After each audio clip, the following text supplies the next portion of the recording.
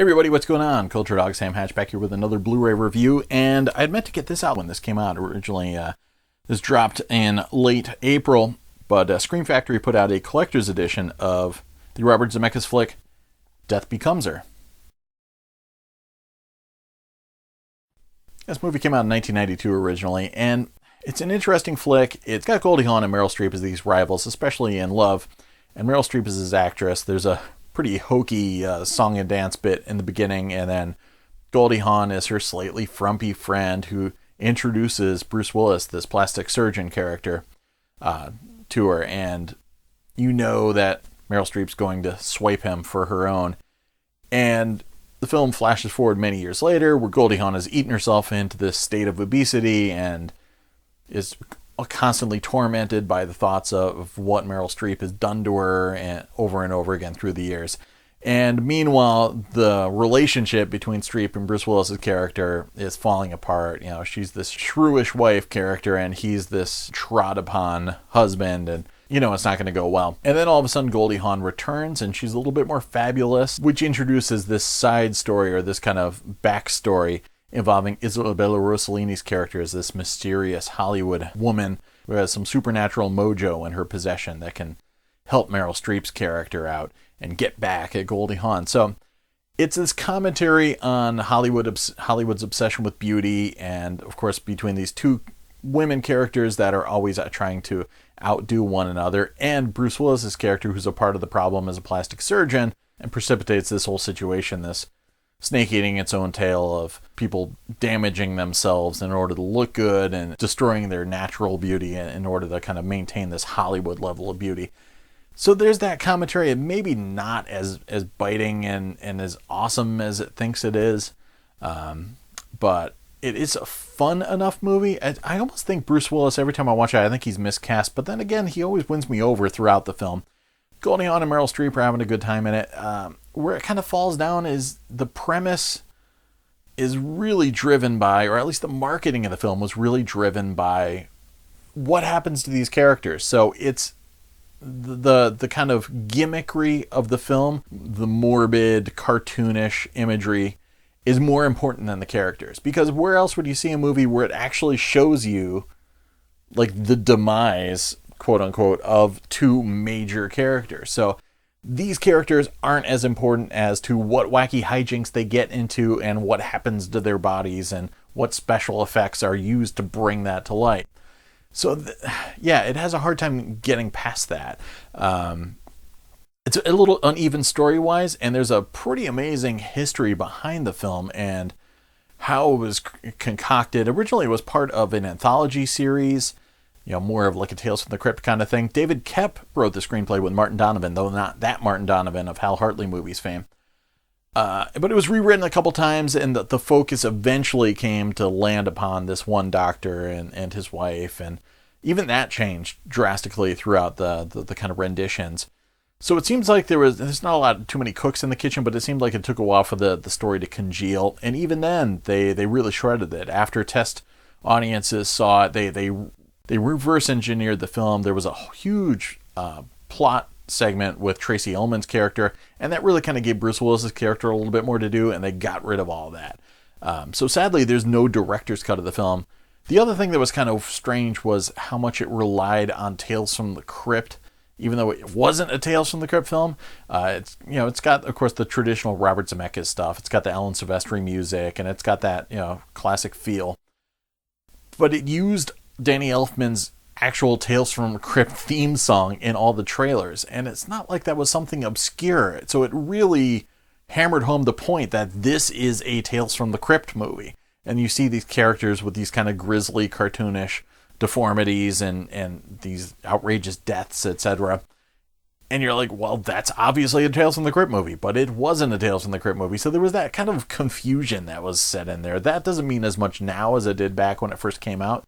But there was that whole thing, like, what is this movie exactly, and what's it all about? And so, everybody knew there was humor in there, and some horror, etc. But it is a bit of a mixed bag. But it is fun, however, which is pretty cool. And obviously, the stuff that happens to these characters, that befalls these characters, is pretty cool. And the special effects actually is as early and as aggressive and envelope pushing as they were, they're still not bad. I mean, the stuff with one character's head twisted backwards, still it's a little hinky, but it's not too bad. And the Goldie Hawn character with the hole through her, done rather well. So this stuff still plays pretty good, and the actresses are all very good. Isabella Rossellini is actually really cool in a smallish role in the film. But it never quite fires on all thrusters, and I don't think it hits all of its marks.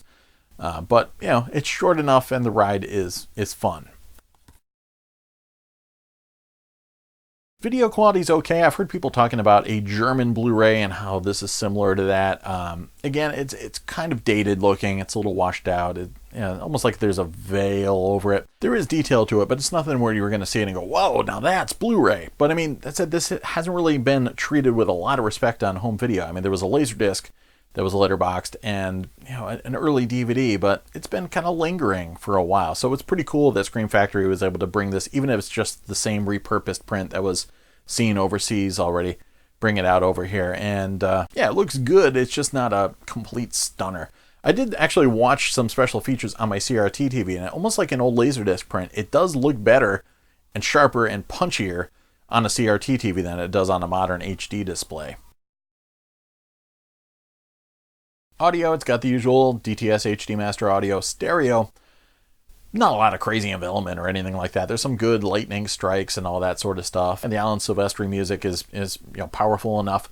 But nothing that's going to knock your socks off. Though, thankfully, there was none of those strange flanging problems that I had heard on the Village of the Damned release. So something around the same time period. Yeah, it sounded good, sounded fine. Dialogue was intelligible.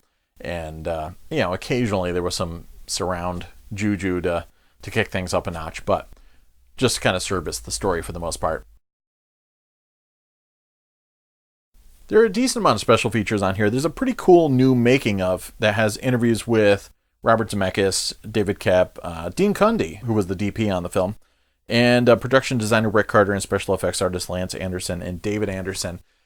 So it's cool that they got Zemeckis involved. On the other hand, and David Koepp actually too. On the other hand, the actors are sorely missing, and again, you probably think you're not going to corner Bruce Willis and get him to talk about Death Becomes Her nowadays, unless you throw a serious checkbook at his head. And again, Goldie Hawn would probably do it, but Meryl Streep's also probably got bigger fish to fry. So they're missing, and also missing is a lot of the interesting story behind the film and the kind of troubled history behind the making of it. I mean, David Koepp does mention that it did have origins as a different type of story, etc.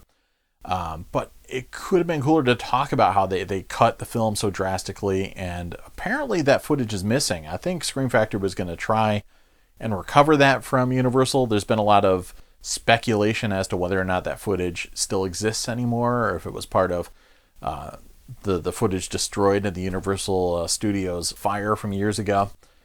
But yeah, who knows? It's not on here, unfortunately, but it's not even really referenced. So there is a lot of history behind the film that isn't brought up in that making of. There's also some vintage making of featurette action in there, and then that does have the actors, because that's part of that whole press junket period where they were forced to talk about the film. So that does fill in the gaps by giving you some information from the actors. But then on the other hand, it's really not valuable information. That's just because, this movie's great. Robert Zemeckis is great. Oh, so amazing. Everybody's so great. Yeah, so cool. You should really go see it. Yeah, and that's about the depth of that. It does have a photo gallery in the theatrical trailer, and it does have the reversible artwork. I like the other version better, just because it doesn't have spoiler material right on the poster art. So that is pretty cool. But not bad. I mean, the picture's not going to blow anybody out of the water. But it's a movie that's kind of languished in obscurity for a little while. I mean, for a high-profile movie, at least. Languished in obscurity for a little while. So it's cool to have a collector's edition, even if it's not like a complete knock-it-out-of-the-ballpark collector's edition. I was definitely more blown away by the Village of the Damned one recently than this one. But it was fun watching the film again. It's been a long time since I've seen it. And, very cool. Thanks for hanging out, and talk to you guys in a little bit. Cheers.